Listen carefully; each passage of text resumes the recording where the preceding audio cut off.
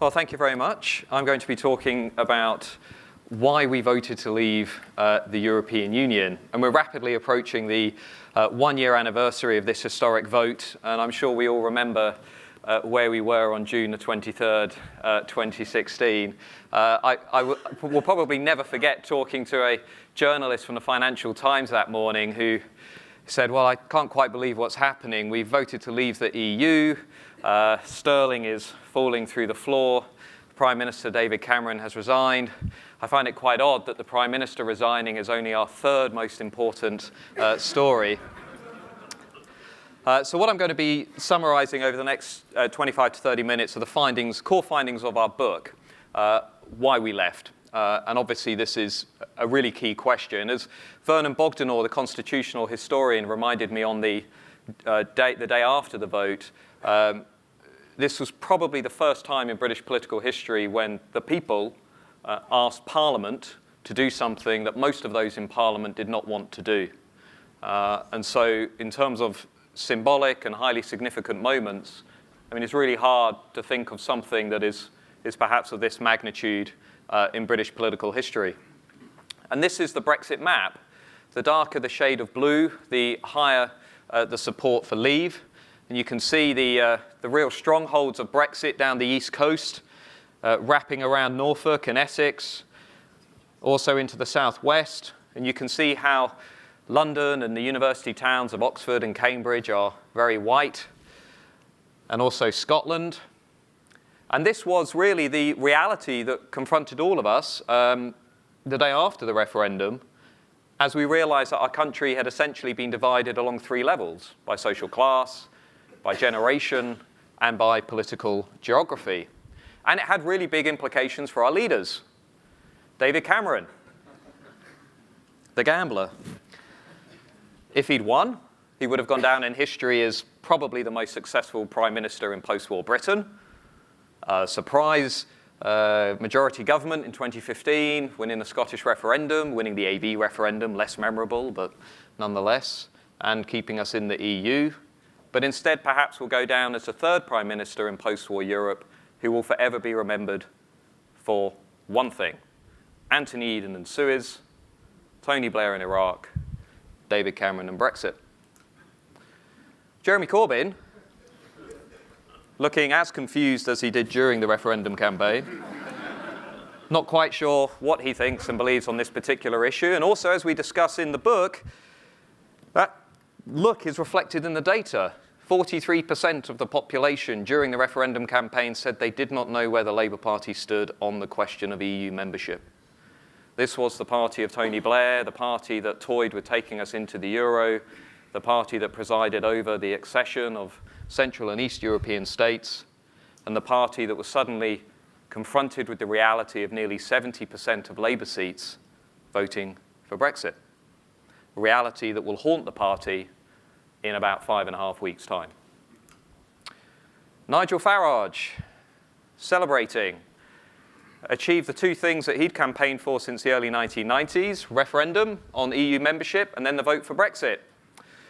Led a populist crusade against the establishment, captured the zeitgeist, and as we'll see, is an important part of the story. In terms of those regional splits, this is how it breaks down in terms of constituencies.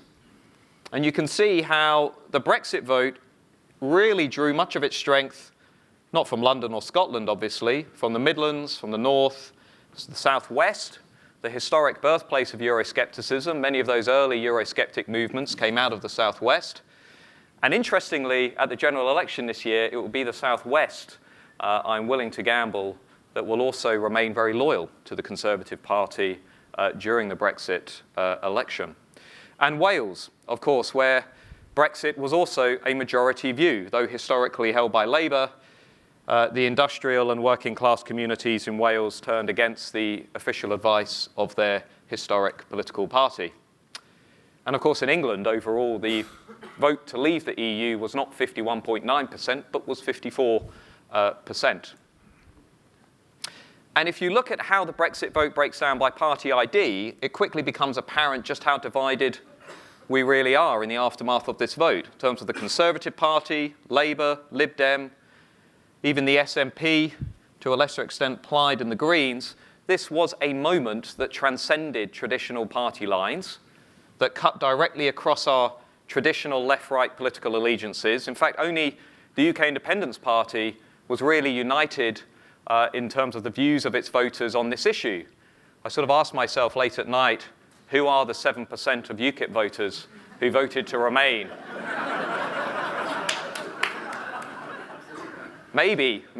If you put them in a room with the 9% of Guardian readers who voted for Brexit, you've got a real party on your hands. But there you can see how those divides are incredibly sharp. And of course, historians and political sociologists would tell us that actually none of this was particularly surprising. If you look at how the British have felt about their EU membership ever since the 1970s, we have been among the most pessimistic, the most negative, in fact, the most negative on this question, ever since the Eurobarometer, the Pan-European Survey, started asking these questions in 1973. We have lagged behind our European neighbours. We've been less enthusiastic about the EU. We never really fell in love with the EU. Those of you who will remember the 1975 referendum will perhaps agree with me that we joined the European community not because of idealism, but because of economic pragmatism. We were the sick man of Europe. We felt left behind. We joined because we felt that was working, and for some reason, we were not. But we were never like the French and the Germans, or even the Italians. We never fell in love with the project. And you know, there are lots of reasons and theories as to why that's the case. Some say we never really understood these distant institutions in Brussels that were making these decisions behind closed doors or in a way that we didn't quite understand. Others have said, actually, if you look at Europe after 2008, it's the Eurozone crisis that hammered home this pessimism among the British electorate, the way the Germans treated Greece, or the way the economic disparity across the continent meant that this was really a project that the Brits believed would never really end well. The rise of populism in Europe, perhaps British voters looking across the channel and thinking, that's not really for us. Perhaps it's those weird rules and regulations coming out of Brussels, like they want to mess with our cups of tea, or more seriously from 2015, the refugee crisis that reminded voters in Britain of an issue that they cared very deeply about. So why did this happen? And this is where I just want to present some different arguments, because this is contested. You would think that this is now, or this debate has been resolved and we all have a consensus, but we really don't. There are some who say in order to understand Brexit, you need to start with the issue of immigration. That if you look at how Britain has changed since 1970, when we were a country of very low immigration, we were essentially a country where net migration was not an issue. More people were leaving than arriving. But then during the 90s, and in particular from 2004, we started to experience rapid demographic change as Central and East European countries joined. And we began to see immigration numbers, overall immigration numbers of around 600,000, but net migration numbers of over 300,000, historically unprecedented numbers. And perhaps ultimately this vote reflected these concerns over identity. And we all know that these concerns over identity were certainly targeted by a very active, shall I say, tabloid press that was quite keen, really from 2001 onwards, to amplify public concern over this issue. And there's an interesting argument that the one reason Britain historically never had a successful populist right party is because we didn't need one. We had the tabloid media. And it's true, when we look at our surveys, and I'll tell you a bit about those in a second, going into the referendum, we found that the vast majority of voters, 63%, this was before we voted for Brexit, wanted to see reductions in immigration. And this really wasn't unique to the pre-referendum period. If you go back and you look at surveys like the British Election Study in the 1960s onwards, the Brits have always wanted to reduce immigration. Okay, so let's just get away from this narrative that this is all about the financial crisis. The reality of British public opinion is a majority has always wanted to reduce overall immigration. But of course, there is another view that actually this vote was not about that issue, but was about sovereignty. or in the words of folks like Daniel Hannan and Douglas Carswell, this was about a sort of sunny, happy optimism among a more liberal-minded section of the electorate that wasn't really fussed with migration, but simply wanted to do away with the control of Brussels and the perceived loss of national sovereignty, an idea that recently has also been supported by Michael Caine, who has argued that the vote for Brexit wasn't really about racism or immigrants or anything like that, but was about one word, freedom. There is another interpretation, however, which focuses far more on economics, which argues that essentially the vote for Brexit was a byproduct of an economically left-behind section of the electorate. This is Clacton, or in particular a district of Clacton called Jaywick in the 1930s, very popular seaside resort. People were doing quite well. The times were good. But of course, communities like Clacton over the years have suffered as we have entered a post-industrial global economy, and people have felt that they have not benefited anywhere near to the same extent as others in society. And because of their economic grievances, they've turned to populists, or in this case, to the vote to leave the European Union. Let's interrogate all of these claims. What data am I going to be using? I won't bore you with the methodology. Suffice to say it's in the book, which is £12.79. Three-wave representative national survey, loads of data. And the very cool thing about this book, by the way, is we have a panel design. So we have a pre-referendum survey undertaken a few days before the vote, and then we have a post-referendum survey just a few days afterwards. But overall, we're looking at 10 years' worth of survey data. We're looking at about 150,000 voters overall. We've got some really good sample sizes, and we will thank YouGov for working with us on the data. So let's refresh our memories. What happened? This was a general trend. During the campaign period from January 2016 right up to June when the vote was held. You can see the referendum is announced with David Cameron outside the steps of number 10 Downing Street. And then you can see for most of that period, actually, Remain is doing quite well, in particular in those telephone polls. You might remember those nice 10, 12, sometimes 16-point leads. But then as we get nearer to the vote, things become a lot tighter. And actually, towards the end, a bit of evidence to suggest that Remain actually enjoys a little swing away from Leave. Very intense campaign, very active. Let's look at what happened during that period. And of course, the Remain and the Leave campaigns were entirely different. The Remain campaign doubled down on economic risk, economic self-interest. It was an elite-led campaign, stronger in, and affiliate organizations rolled out everybody. The IMF, the World Bank, the Bank of England, G20, you name it, they're involved. Economic experts who say we're stronger in Europe. World leaders who say we're stronger in Europe. Barack Obama and many others. George Osborne's claim, individual households will be £4,300 worse off every year if they vote for Brexit.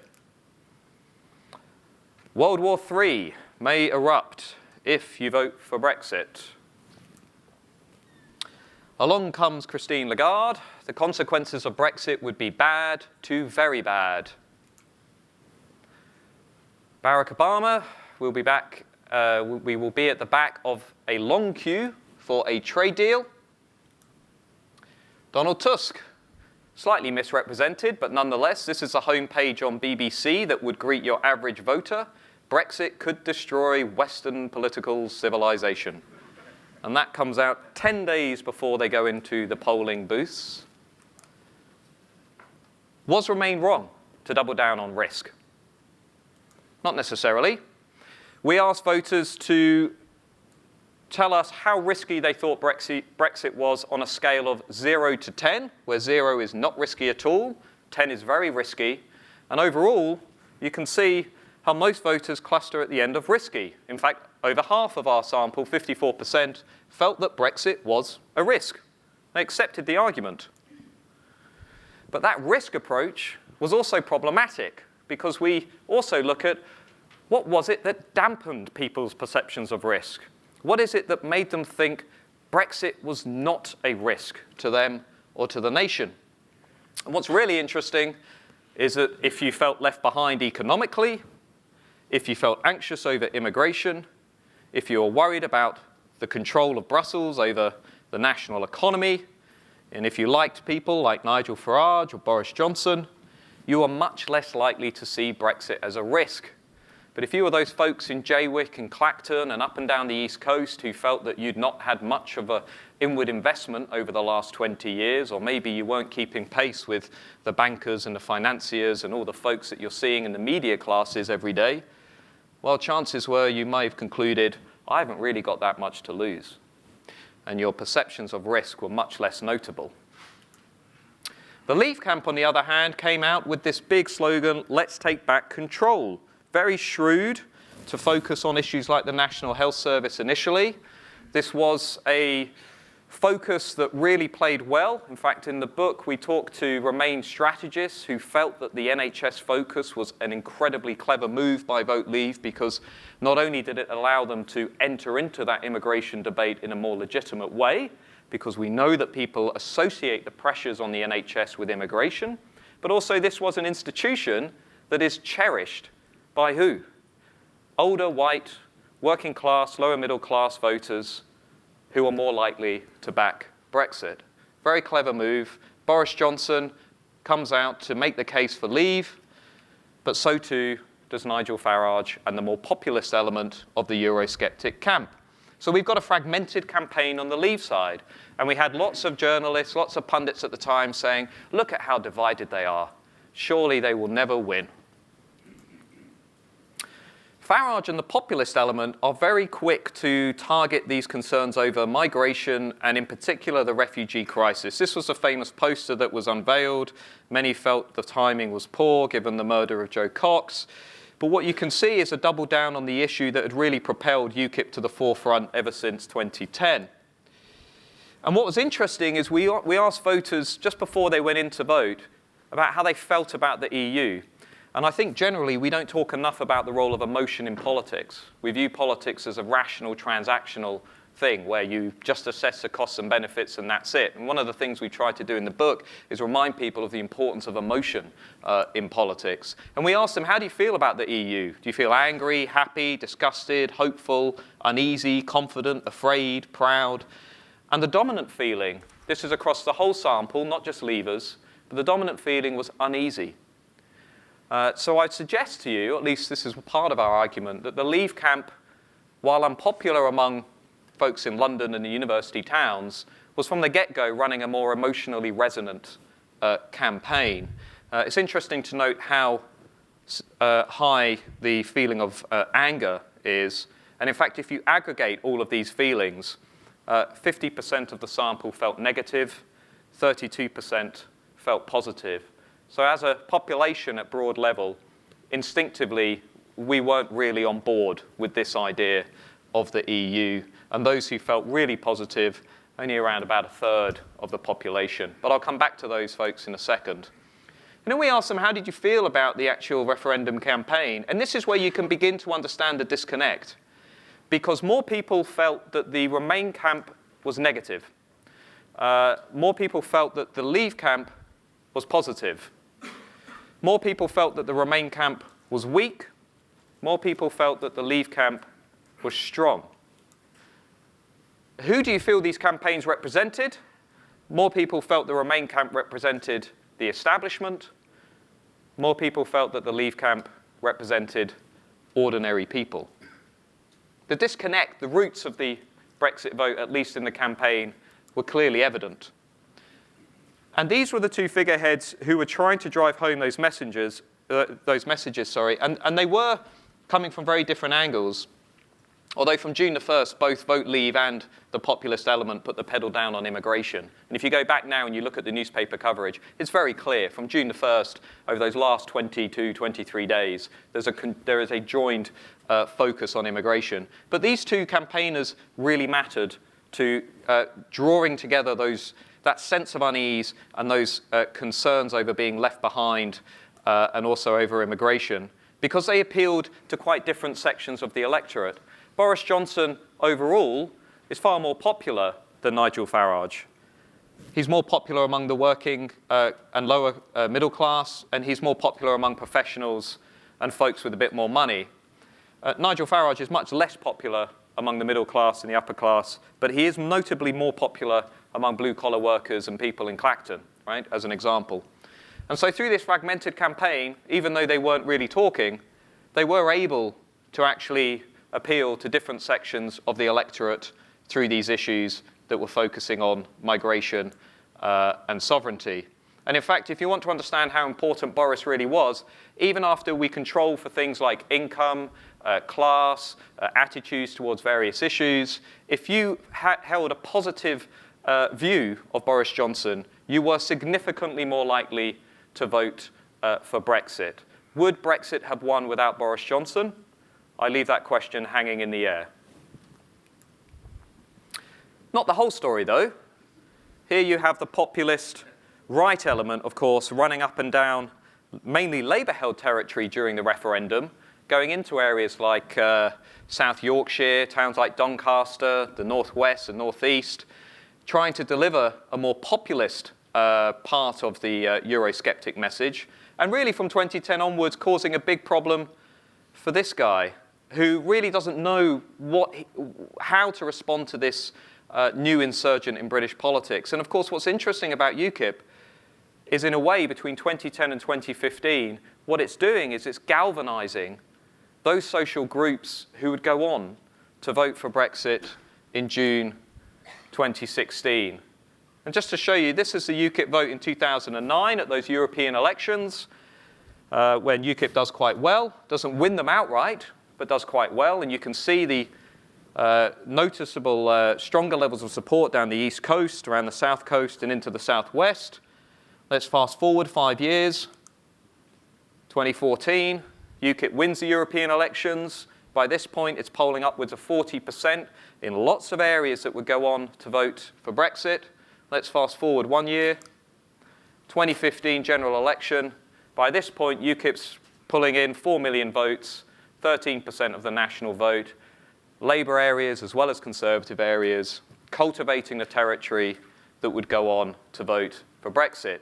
And indeed, if you run a very simple but efficient analysis of the Leave vote with the UKIP vote in the 2014 European elections, you have a very strong relationship. If you're a statistician, the R-square is 0.74. I mean, this is a really important part of the story. So there has been an attempt after the referendum to say, actually, UKIP, not a lot to do with it. Populism, not a lot to do with it. Evidence points in a very different direction. So in the end, who turned out on the day? Well, if we look at the demographics to begin with, this is a familiar story, so I won't spend too long on it. Older Britons, white Britons mainly, but not exclusively. Those that haven't gone to university, from the skilled working classes, the C2s, who, by the way, are running over to Theresa May very quickly at the moment. Lower social classes. This was a core vote for Brexit. It was not the only, these were not the only groups that voted for Brexit. There are people, a la Douglas Carswell, who have gone to university, who are quite affluent, quite at ease with how society is changing around them, but they're an outlier. They're not the main current of the Brexit vote. And what was interesting is we asked these voters, what do you feel are the costs and benefits of leaving the EU? And this is where we begin to enter the debate where it is right now, because we begin to understand how much we continue to misinterpret what happened last year. Do you think that leaving the EU will make your personal finances worse off or better off? Overall, almost 60% said no real difference, but a plurality felt that actually Brexit would make their finances worse off. They also felt that Brexit would make the national economy worse off. But as an academic, during the campaign, we were sent into some of the northern Labour-held towns, and we were doing some public meetings. And I will never forget a chap in his 50s came up to us after the talk, and he said, the thing that economists don't understand is it's not all about GDP. And what he was communicating was what you see on the board. Because for him, and like many others, leaving the EU was associated with less immigration into the country. And that was a key motive for lots of Leave voters. They accepted that they might take an economic hit. So let's not assume that they're going to run back to Remain if inflation kicks in and the economy suffers in the coming years. What were the perceived costs and benefits of remaining in the EU? People felt that if we stayed in, we'd probably be at more risk of terrorism. They felt that we'd probably lose more of our sovereignty. And they disagreed that staying in would benefit national culture. So a complex and rather potent cocktail of identity motives at play. But it was this issue of immigration that was absolutely key to this vote. If you look at the Brexit vote and you just run that alongside attitudes towards immigration, you can see around 72% of those who voted for Brexit wanted to reduce overall levels of immigration into the country.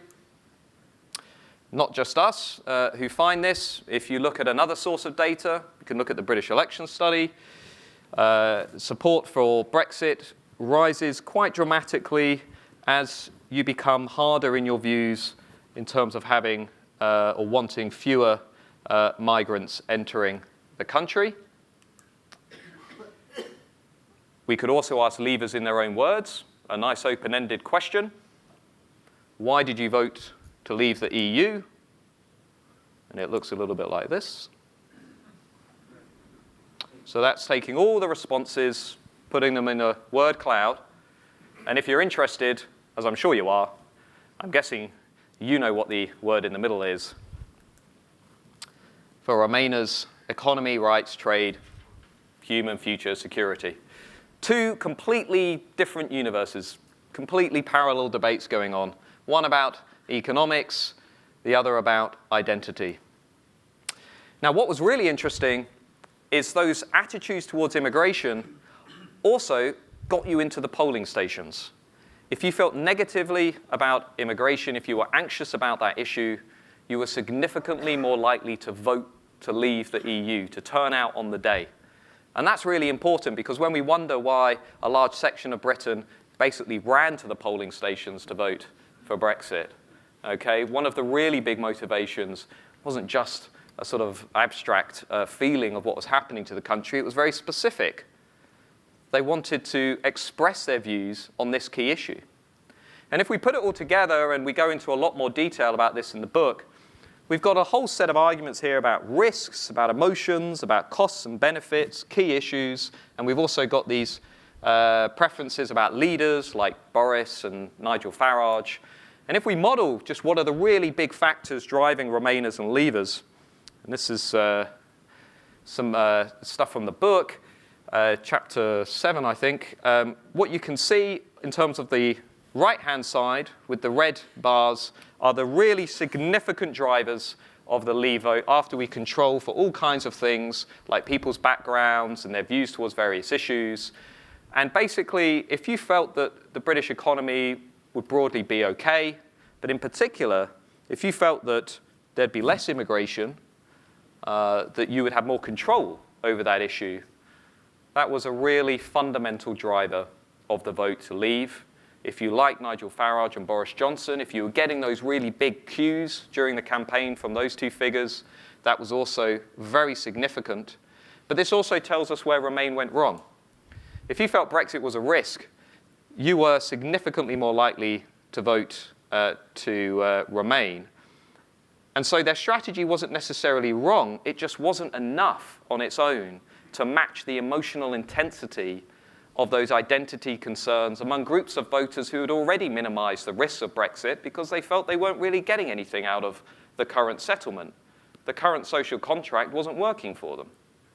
But what was interesting is if you felt positively towards the EU, you were also significantly more likely to vote to Remain. Now that tells me that perhaps the Remain camp should have spent far more time setting out the positive case for EU membership and much less time setting out the problems with Brexit. Because perhaps if they'd maximized this driver of positive feelings towards the EU, rather than negative feelings about Brexit, maybe that would have pushed them over the line. And also, if you felt strongly Scottish and you prioritised your Scottish identity, no surprises, much less likely to vote for Brexit. The Conservative identification thing is quite interesting because let's remind ourselves that there were no clear party influences on this vote. The Conservatives were divided, Labour were divided, so there was no really clear, strong messenger. Another open question that we will debate forever and future historians will have a lot of fun over is, would we have voted for Brexit if we'd had a strong, unified messenger on the Labour Party side? It's a question we'll debate for many years to come. Would we have voted for Brexit if Tony Blair had still been leader of the Labour Party? It's a question that we will debate for many years to come. Final slide. Could it have been different? What would have happened if everybody had turned out on the day? And a nice piece of analysis, even if I say so myself in one of the final chapters, is we actually estimate what would have happened if everybody had voted. And basically, Remain would have had about 50.35%. Now, of course, with survey error, you can't categorically say Remain would have won. So we run a lot of simulations.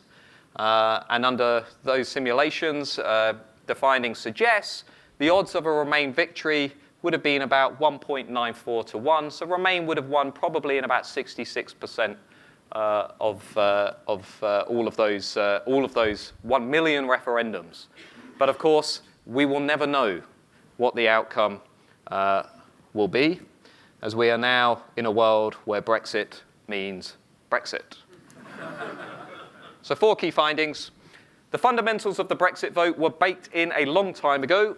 People's assessments of how key issues like immigration were being handled really mattered, and whether they felt that they were getting ahead or being left behind really mattered as a foundation to the Brexit vote. Immigration concerns were absolutely central. They had both direct and indirect effects. They not only were influencing people's assessments of the costs and benefits of Brexit, they were also getting them to vote and influencing them when they were in the polling stations.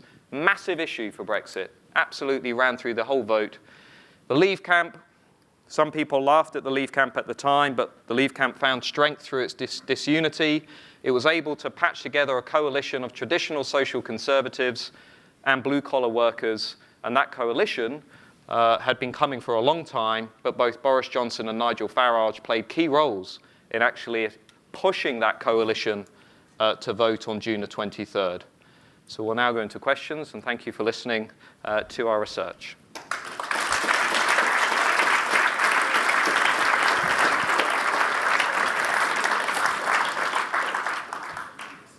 Okay, I actually, just before we go into the reception, I have a small thing to read out. So before we begin the Q&A, if you raise your hands high in the air, I'll endeavour to take questions from all parts of the room, a good cross-section of the audience. Once I've pointed to you, if you can stand or keep your hand raised so the Chatham House staff can see you, and wait for the microphone to reach you. And if you give your name and affiliation before asking the question, and try and keep the question concise, we can get through quite a few before we break for the important bits, like the wine and the drinks. Yep. Over here, and there's one over here. Hello, my name's Jeremy Ross. I'm a member of Chatham House. I think that what you said was basically chiming in with my views on that, so thank you very much on that.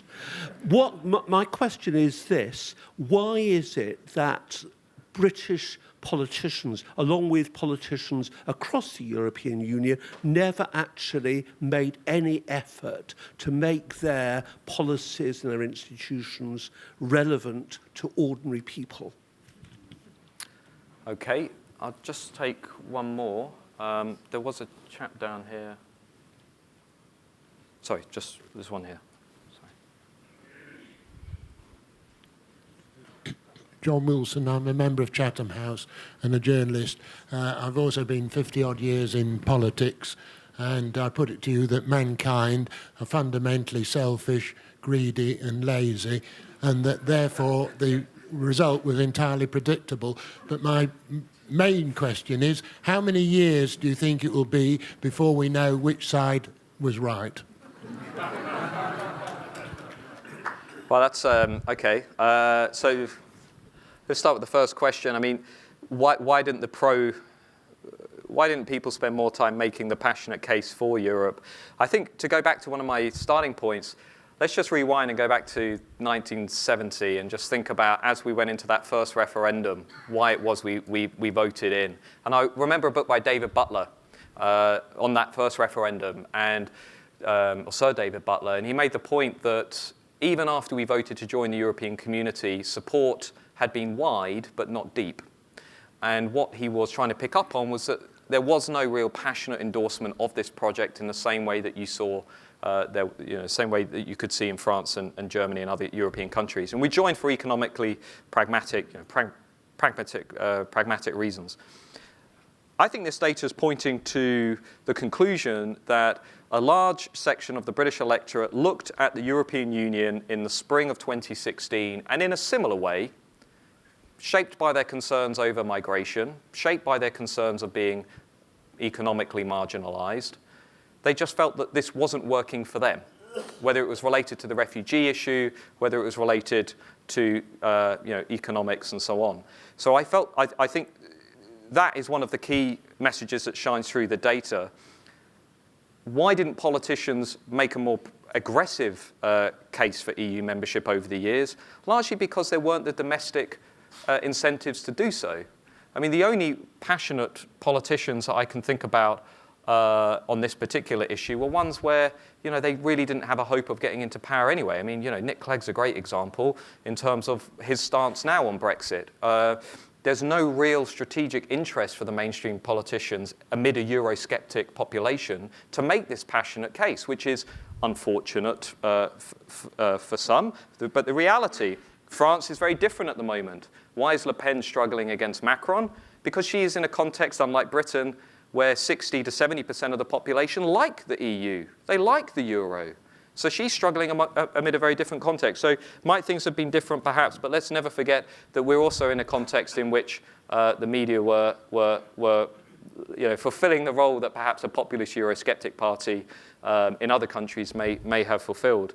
On the question of people being selfish and self-interested and so forth, I think the Brexit vote, in a way, is symptomatic, obviously, of a much deeper current that's running through Britain and has been running through Britain for many decades. I mean, the long-term changes that we're kind of pointing to or nodding to in the book set in the 1950s and 60s, when you began to see the beginnings of the sort of decline of the manual working class, the rise of the new, increasingly university-educated middle class, and those groups began to think in profoundly different ways on these key issues. And there were lots of voters on June the 23rd who felt that it was in their self-interest, it was in their own interest to vote to remain in the EU, who felt that they, were benefiting. They liked the idea of a pan-European identity. They could run off to Heathrow Airport on a Friday evening and jump on a plane to Paris or Rome. They weren't constrained by these issues like migration. They didn't feel anxious about how Britain was changing on these issues. And there was a study that came out the day after the vote for Brexit, which revealed a correlation between support for leaving the EU and the low numbers of people with passports, making the point that the social mobility, levels of social mobility in areas like Clacton, for example, is much lower. And so if you see it through that lens, and you're looking at communities, not all communities, but some communities that have had a distinctive lack of investment over the last 20 or 30 years, and you're looking at voters who feel like they haven't been represented in Britain's political parties, which, let's be honest, have focused on the middle classes for much of the last 15 to 20 years, if not longer, then perhaps you saw this one moment where these issues were taken out of a general election context, put into a referendum context, and you had this one opportunity to express your view on these issues and ensure that the elite had to listen to you, and perhaps they were self-interested, and perhaps I'm implicitly agreeing with your first statement, but they took that opportunity. And that's what's quite revealing. And on the day of the vote, I was involved with an exit poll that suggested Leave was ahead by 7 points at 10 a.m. People could not wait to vote to Leave. The choice in many communities, I suggest, the choice was, do I go to the garden centre or do I vote for Brexit? And they voted for Brexit in really big numbers. And for many of them, this was their moment, and they took it. And those are the consequences that we all have to navigate over the next 5 to 10 years. Let's take some other questions. I was hoping for, there's one at the back there, yep, and one over there. I'm trying to look, yep. Thank you, great talk. Do you feel the conclusions you've drawn differ significantly from those of David Goodhart's in his Somewhere, Anywhere explanation? There's just one here as well. John Osmond, Chatham House member. As I understand it, about 16 million people voted to remain, 17.5 or so to leave, and about 18 million didn't vote. That's registered and unregistered. I've struggled to get that number. I wasn't quite sure if your analysis covered those 18 million, whether they were different. Why, indeed, you might conclude they didn't vote. I can't believe they were all in the garden centre. And indeed, and most importantly, does their opinion matter, or do they just not count? Yeah. So let's start with the question about David Goodhart. I think the thesis in very broad terms is fairly consistent with what we are saying. But there are some subtle differences, but important ones as well. David's argument essentially is that Britain is, like America, is increasingly becoming more polarized between sort of socially liberal, university-educated, affluent, socially mobile, anywheres, liberals, versus the somewheres, conservatives, authoritarians, less well-off, less affluent, haven't gone through university, more rooted, and value different things. Those value divides are certainly there. What I don't think is helpful is the debate at the moment is saying it's either about culture or it's about economics. And I think where Harold and Paul and I would probably diverge from that is saying you can't really just say it's one or the other.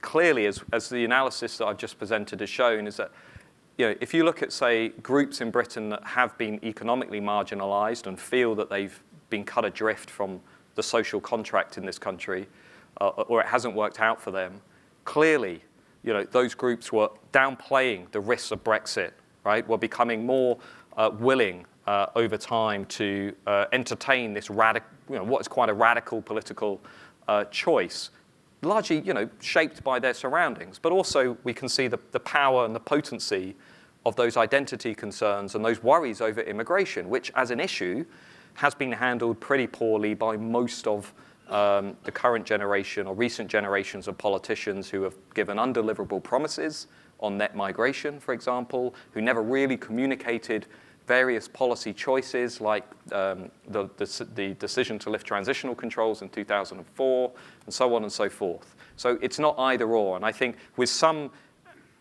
texts and some contributions today, it's literally culture and nothing else. Whereas I think actually what we're trying to say is there's a lot of interaction going on between those two things. And in terms of the people who didn't vote, I think one of the interesting one of the more interesting developments that happened after the referendum was the petition for a second referendum. And I was on a panel a few days after the result with a chap who set up that petition, and he'd come home on the day that the result was announced, and he was very depressed, and he'd gone to the pub, and he'd gone home, and he'd set up this petition for a second referendum, and when he woke up, it had 300,000 signatures on it, and thought, wow, this is really interesting. If you then look at that petition, the largest number of signatures at the time were in Hackney and Camden, two areas in London that interestingly had among the lowest levels of turnout at the actual referendum. And perhaps I'm being slightly provocative in saying, look, when the vote really matters, you better make sure you turn out and vote, because petitions obviously don't save the world. But in the final chapter, we entertain this idea of, well, let's imagine they had all voted. Let's imagine they turned out and they'd made their preferences clear on those issues. Could it have been different? And the answer is yes. Remain probably would have had a little bit of a better chance, but not conclusively. And this really matters for the general election, because what are we seeing now? We're not seeing a Brexit election. Okay, we're seeing a Brexit election on one side of the landscape.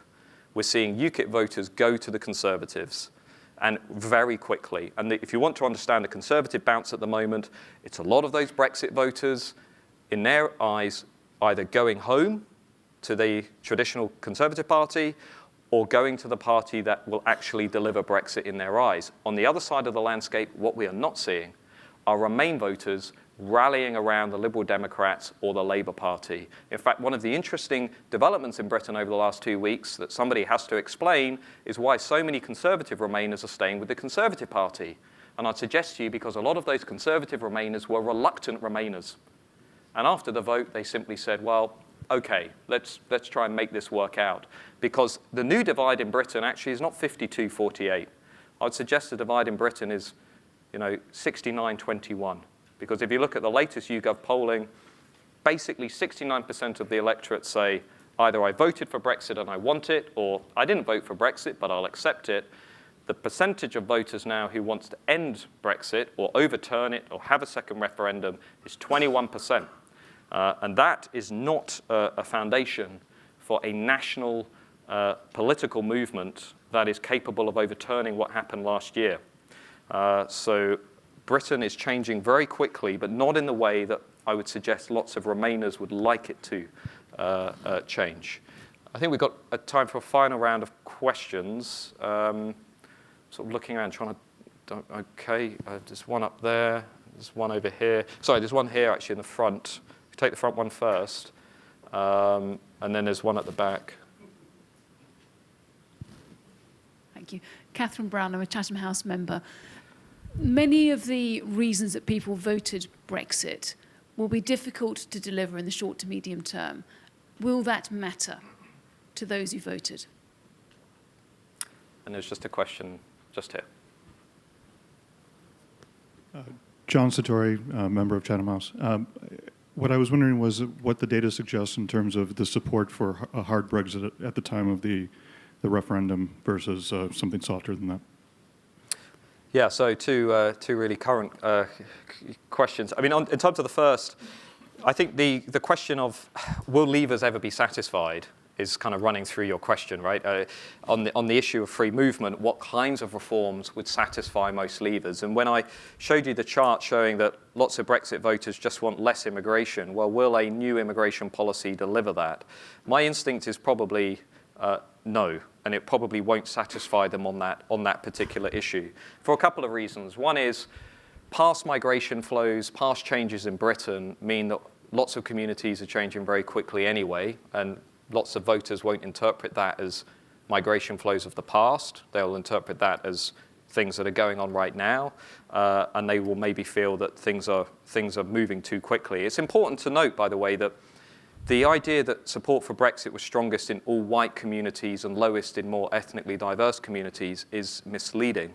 If you look at some work that I did for the Joseph Rowntree Trust in the month after the vote, what you can find is actually support for Brexit was highest in areas that had experienced the largest rates of change over the preceding 10 years. So that will help us explain why the vote for Brexit was 75% in Boston, which had one of the largest inflows of EU nationals. It was strong in all white areas, but so that experience of rapid churn was really important to understanding why some communities were so in favour of Brexit.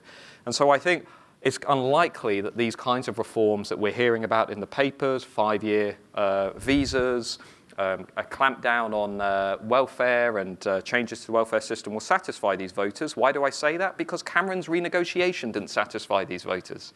And Cameron was offering much of the same. So I'm a little bit skeptical that they'll get everything that they want, but they will continue to make their voice heard going forward. The other thing, by the way, that's really unpopular in the data is the idea of a transitional deal. If you ask voters, how do you feel about a transitional deal, 3 to 5 year placement holder while the debates carry on, very unpopular. Leavers really don't like the idea of this thing being extended. So there is potential for a more populist element in Britain, which is campaigning on, look, Brexit has to mean Brexit by 2019 or nothing else. There's certainly potential for that. The problem with hard Brexit is that, as a Labour MP said to me last week, the problem is hard Brexit's really unpopular in Labour heartland areas. And when they go door knocking, because the elements of hard Brexit, if you think about what they are, ending free movement in its current form, not paying into the budget, ending the jurisdiction of European courts, these are very popular among exactly the kinds of voters that I would suggest Jeremy Corbyn and the Labour Party's alienated over the last 15 to 20 years. Just to be clear, this problem won't be fixed by removing Jeremy Corbyn. The apathy and the disillusionment among working class voters in Northern England started after 2001. And if you go back and you look at the survey data, between 2001 and 2005, their turnout rates dropped off a cliff. Okay? And there are lots of reasons why. I mean, one would be New Labour focused mainly on swing marginal seats in the middle classes. Another would be they didn't like some of the choices that were being made around free movement and accession. But that certainly set in long before anybody was ever talking about Jeremy Corbyn. So the hard Brexit issue is incredibly complex. The other thing to say is public opinion on that issue of soft versus hard is also not as clear-cut as some people would like us to believe. Before Theresa May's Lancaster House speech, in broad terms, most people, when presented with that trade-off of, do you want to stay in a single market if it means you have to put up with free movement, or do you want to end free movement if it means you have to leave the single market, people generally sided with trade, okay, and saying, actually, broadly, I might stay in a single market, only around 55, 57%. After the Lancaster House speech, that completely changed, and people became very receptive to the ideas that Theresa May was setting out. Now, why would that be the case? One reason is because on this complex, very multi-layered issue, Theresa May is an effective communicator, or voters are looking for an effective communicator in this, and she's providing them with that. I don't believe that most voters know what the single market is. I don't believe that most voters know what the customs union is. I don't believe most voters know what free movement is. All I know is they basically don't like these things when they're presented by a Conservative Prime Minister or by any national political leader saying, we don't want to be part of these things. And to a certain extent, voters have fallen in line over that issue. And so I think what we're seeing now, for example, with the reporting of the dinner over the last couple of nights and so on, we're going to see, I would suspect, a ratcheting up of the anti-EU rhetoric, that they're not listening to us, that they're not willing to play ball, and that will rally around these leavers and also undecided voters around the government, who will now most likely attribute the EU as being the source of all problems in Britain. Which kind of takes us back to where we started in 1970. We've only got 2 minutes, Nick, have we? Yep, 2 more minutes, a couple of questions we can squeeze in. That hand flew up first, and you've been asking for a question. Can we have 2 at the front? Paul and Harold and I are in the reception, so by all means come and talk to us as well. Yep. Michael Burton, member of Chatham House and former member of the diplomatic service, who worked to get this country into the common market in the early 1970s.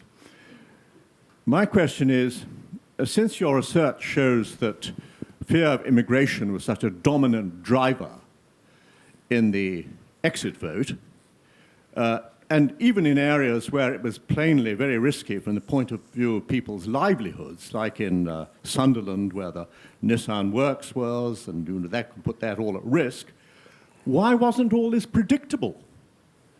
Why couldn't some decent polling in advance of deciding to hold a referendum have spared us all this agony?